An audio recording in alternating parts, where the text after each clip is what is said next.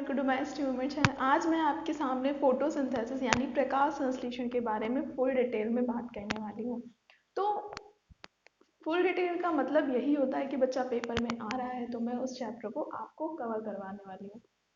तो इसमें क्या कैसे क्या प्रक्रिया होती है, कौन से प्रकार से हो सकती है, आप इसमें किस चीज़ को इसका उपचयन अपचयन, ये सारी चीज़ों के बारे में बात करेंगे। उस डिटेल से पहले आपसे रिक्वेस्ट है कि चैनल पर नए हैं तो चैनल को सब्सक्राइब कर लीजिएगा, वीडियो अच्छा लगे तो लाइक और अपने फ्रेंड के साथ शेयर भी ज़रूर करिएगा। चलो तो फिर स्टार्ट करते हैं। प्रकाश संश्लेषण, पहली बात तो यही पूछी जाती है प्रकाश संश्लेषण के एक्चुअली में ज़रूरी क्या है, क्योंकि जो ज़रूरी कंपोनेंट होता है, हम सब्जी बनाते हैं तो सब्जी बनाने के लिए जो ज़रूरी चीज़ें होती हैं पहले उसे इकट्ठा करते हैं, उसके बाद ही हम सब्जी बनाना शुरू करते हैं। तो प्रकाश संश्लेषण के लिए जब क्रिया हो रही है तो उसके लिए आवश्यक भी तो होगी कुछ चीज़ें। अगर बात करते हैं पौधों में प्रकाश संश्लेषण हो रहा है तो उस प्रकाश संश्लेषण को एक्चुअली में आप डिफाइन कैसे करोगे। तो मैं पूरी लाइन लिख रही हूँ, आप ध्यान से सुनिएगा या फिर आप नोट आउट भी कर सकते हो, ठीक है। तो पौधों में क्या है, पौधों में जल, देखो जल की जरूरत होगी प्रकाश संश्लेषण के लिए। प्रकाश पर्णहरित कार्बन डाइऑक्साइड, कार्बन डाइऑक्साइड, इन सब के मिलने से जो आपका कार्बोहाइड्रेट बनता है, ठीक है। तो इनके मिलने से यानी कि प्रेजेंस में कार्बोहाइड्रेट की उपस्थिति में, सॉरी, कार्बन डाइऑक्साइड की उपस्थिति में कार्बोहाइड्रेट के निर्माण को, की उपस्थिति में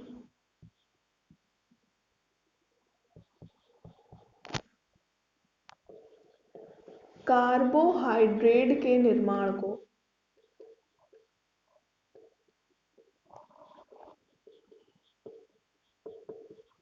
क्या कहेंगे, इसे एक्चुअली में प्रकाश संश्लेषण कहेंगे। क्या कहेंगे, प्रकाश संश्लेषण कहते हैं। मैम इसमें रिएक्शन भी होती है, हाँ रिएक्शन अगर आपने समझ लिया तो बहुत सारे क्वेश्चन रिएक्शन से ही उठा करके पूछे जाते हैं। रिएक्शन की बैलेंसी पूछी जा सकती है, रिएक्शन में कितने CO2 निकलते हैं, या फिर गैसियस फॉर्म में कौन सी चीज बाहर निकलती है, इन सारी चीजों से क्वेश्चन बन जाते हैं। तो मैं आपको रिएक्शन भी बता देती हूँ। 6CO2 प्लस 12H2O, ये किसकी प्रेजेंस में, लाइट और क्लोरोफिल की प्रेजेंस में,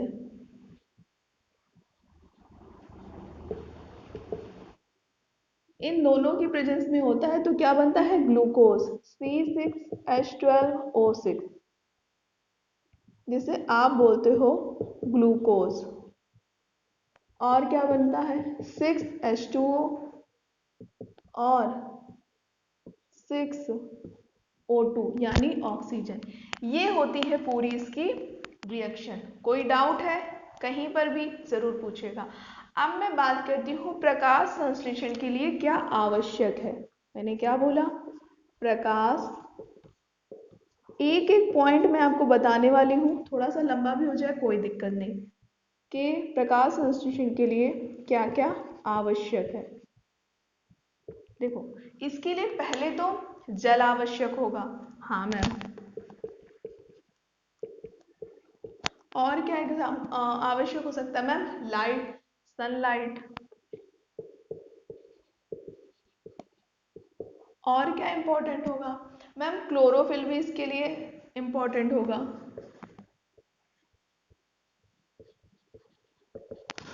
और क्या इंपॉर्टेंट होगा मैम, इसके लिए क्लोरोफिल हो गया, वाटर हो गया, सनलाइट हो गया। मैम इसके लिए तो अभी CO2 यानी कार्बन डाइऑक्साइड भी इंपॉर्टेंट होगी।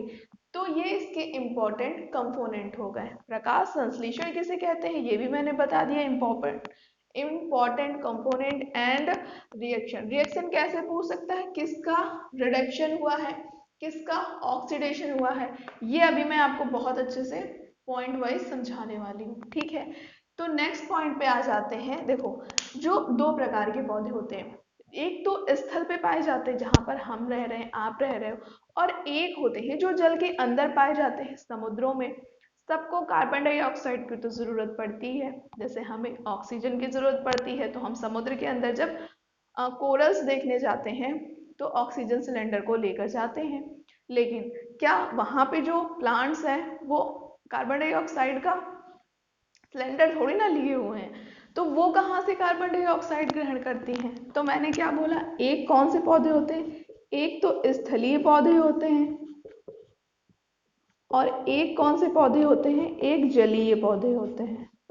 दोनों की ही कार्बन डाइऑक्साइड की जरूरत होती है। तो दोनों कहाँ से लेंगे कार्बन डाइऑक्साइड, ये भी पता होना चाहिए। तो देखो, जो स्थलीय पौधे होते हैं ये तो वायुमंडल से कार्बन डाइऑक्साइड लेते हैं, ठीक है मैम।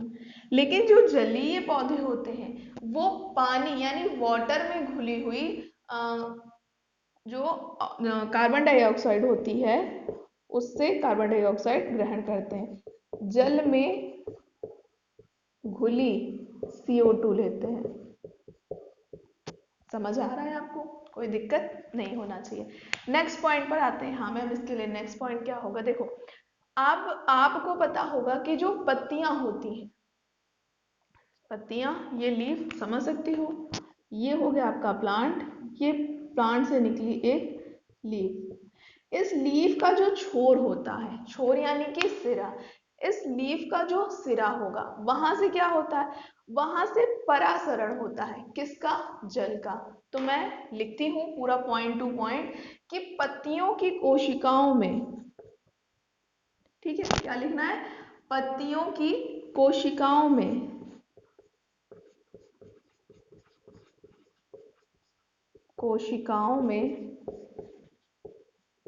जल का जल का जो यहाँ पे सिरा देख रहे हो आप कि उससे क्या होता है, पराशरण होता है, किसका, जल का। तो पत्तियों की कोशिकाओं में जल का सिरा से परासरण होता है। मैम परासरण किसको बोलेंगे, परासरण बोलते हैं बेटा ऑस्मोसिस को।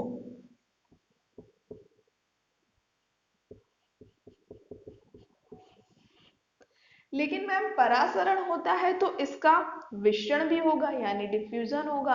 डिफ्यूजन किसका होगा, डिफ्यूजन होता है CO2 यानी कार्बन डाइऑक्साइड का।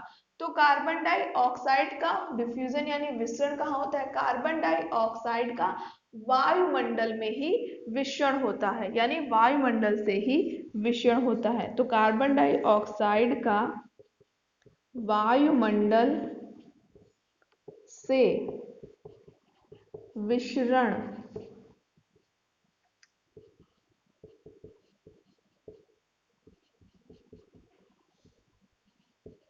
डिफ्यूजन होता है। ये पॉइंट आपको समझ आ गया होगा, कोई दिक्कत यहाँ तक आई थिंक नहीं होगी।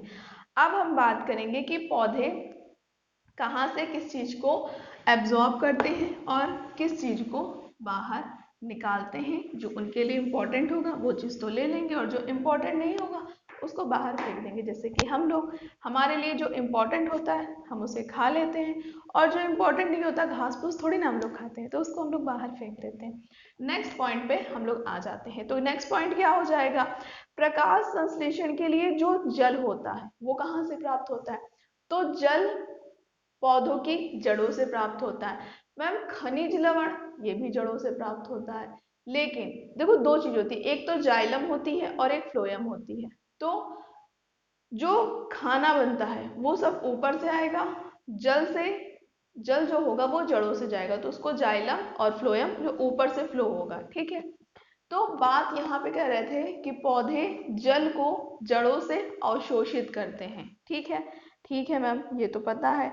लेकिन प्रकाश संश्लेषण के दौरान जो निकलने वाली CO2 होती है, मतलब CO2 प्रकाश संश्लेषण के दौरान तो निकलती है, क्योंकि प्रकाश संश्लेषण के दौरान जो हमारे प्लांट होते हैं वो ऑक्सीजन को ग्रहण करते हैं।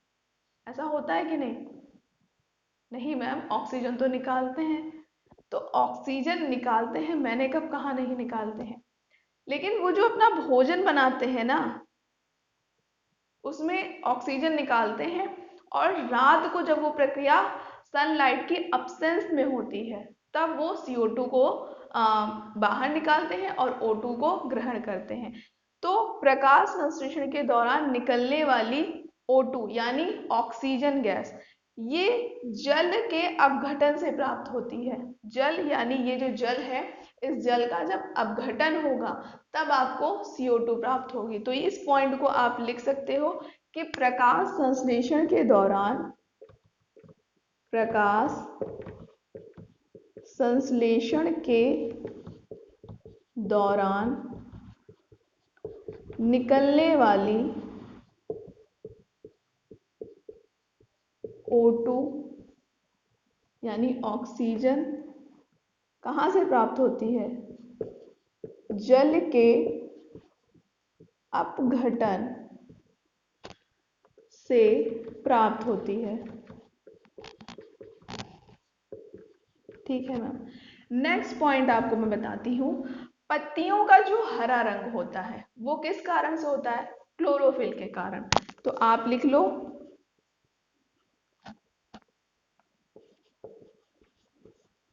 पत्तियों का हरा रंग क्लोरोफिल के कारण होता है। लेकिन क्लोरोफिल भी, जो आपका क्लोरोफिल होता है वो 4 प्रकार का होता है। इसके यानी 4 घटक होते हैं। 4 प्रकार नहीं बोलो आप, 4 घटक बोलो। कौन कौन से होते हैं? Chlorophyll A, chlorophyll A, chlorophyll B, chlorophyll B, और क्या होता है? कैरोटीन। और एक और होता है, वो आपको याद रखना है, उसको बोलते हैं जैथ्रोफिल। जैथ्रोफिल। मैम, क्लोरोफिल ए और क्लोरोफिल बी क्या करता है? ये हरा रंग प्रदान करता है। हरा रंग प्रदान करता है। और क्या करता है? हरा रंग प्रदान करने के साथ ही ये जो ऊर्जा होती है, एनर्जी होती है, उसका स्थानांतरण भी करता है, मतलब पास आउट करता है। तो ऊर्जा का स्थानांतरण भी करता है। ठीक है, याद रह जाएगा, कोई दिक्कत नहीं होनी चाहिए। तो ये तो आपके क्लोरोफिल पे बात हो गई। अब क्लोरोफिल पे थोड़ी सी और बात कर लेते हैं। क्लोरोफिल के केंद्र में क्या पाया जाता है? केंद्र यानी जहां पर क्लोरोफिल है, यानी पत्तियों का हरा रंग है, उसके केंद्र में मैग्नीशियम का एक परमाणु पाया जाता है। तो क्या लिखोगे? क्लोरोफिल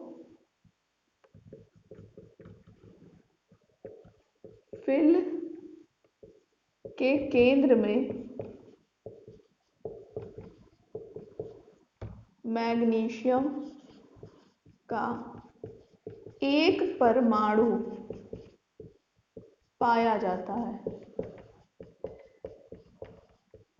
और क्या हो सकती हैं बातें इसमें? देखो, क्लोरोफिल जो प्रकाश की प्रेजेंस में क्लोरोफिल पत्तियों का हरा रंग दिख रहा है, इसमें कौन से 3 कलर होते हैं? बैगनी, नीला और लाल। ये 3 कलर जो होते हैं, ये क्लोरोफिल इसे ग्रहण करता है। ठीक है, तो क्लोरोफिल प्रकाश में क्या लिखोगे? क्लोरोफिल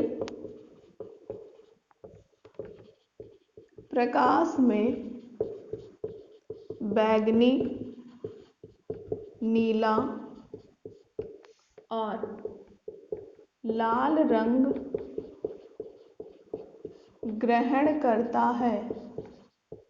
ठीक है, कोई दिक्कत? अब एक चीज और ये याद रखना, प्रकाश संश्लेषण की जो दर होती है वो किस रंग में सबसे ज्यादा और किस रंग में सबसे कम होती है, ये क्वेश्चन पूछा जा चुका है। ठीक है, तो आप क्या मैंने बोला, प्रकाश संश्लेषण की दर लाल रंग में सबसे ज्यादा, बैंगनी रंग में सबसे कम होती है।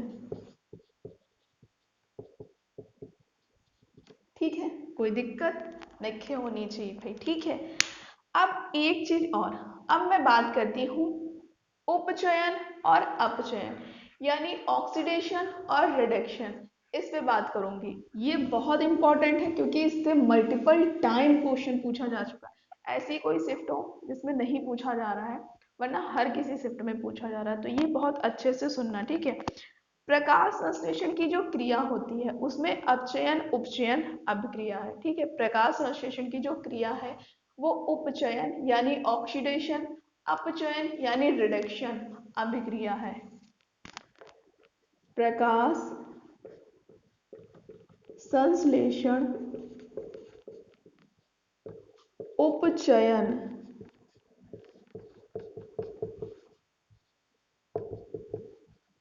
ऑक्सीडेशन और अपचयन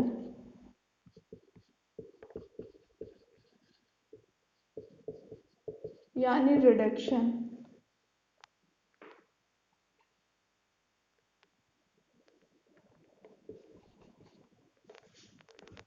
अभिक्रिया है। अब ऑक्सीडेशन किसका होगा और रिडक्शन किसका होगा ये भी पता होना चाहिए। तो इसमें जो जल होता है, जल का उपचयन होता है, तो जल जो है इसका उपचयन यानी ऑक्सीडेशन हुआ है, लेकिन उसी जगह जो आपका कार्बन डाइऑक्साइड है, कौन है, कार्बन डाइऑक्साइड का अपचयन यानी रिडक्शन हुआ है।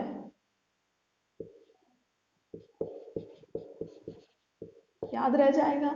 अगर यहीं पर हाइड्रोजन होता, तो एक बात बता रही हूं, हाइड्रोजन होता तो हाइड्रोजन का उपचयन नहीं अपचयन होता और यहाँ पर उपचयन होता, हाइड्रोजन में जस्ट उल्टा हो जाता है। कोई दिक्कत? अब देखो, प्रकाश संश्लेषण में दो प्रक्रिया होती है। ये तो सारी इंपॉर्टेंट बातें हो गई थी प्रकाश संश्लेषण से रिलेटेड। जाइलम फ्लोएम हर कोई जानता है। ठीक है, इसके बहुत सारे पॉइंट आपको नहीं पता होंगे, वो मैंने आपको डिस्कस कर दी। अब प्रकाश संश्लेषण की क्रिया दो प्रकार से होती है। कैसे दो प्रकार से होती है? एक तो होती है प्रकाश रासायनिक क्रिया,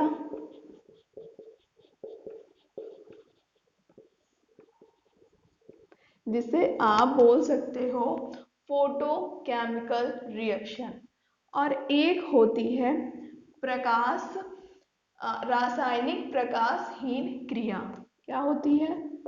रासायनिक प्रकाशहीन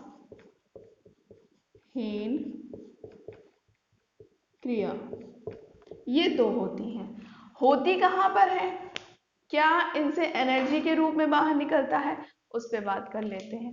देखो, ये तो होती है प्रकाश रासायनिक अभिक्रिया क्लोरोफिल के ग्रेना भाग में। कहाँ होती है? ये कहाँ होती है? क्लोरोफिल के ग्रेना भाग में। और मैम इसको एनर्जी की जरूरत होती है, एनर्जी कहाँ से लेती है? प्रकाश से। क्या एनर्जी के रूप में बाहर निकलता है?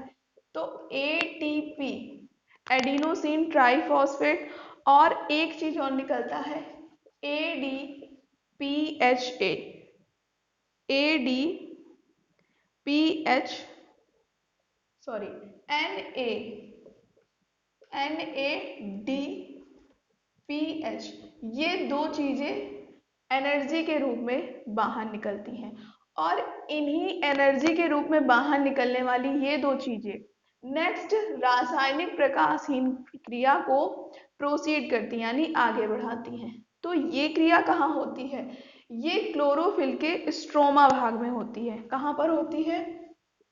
क्लोरोफिल के स्ट्रोमा भाग में होती है।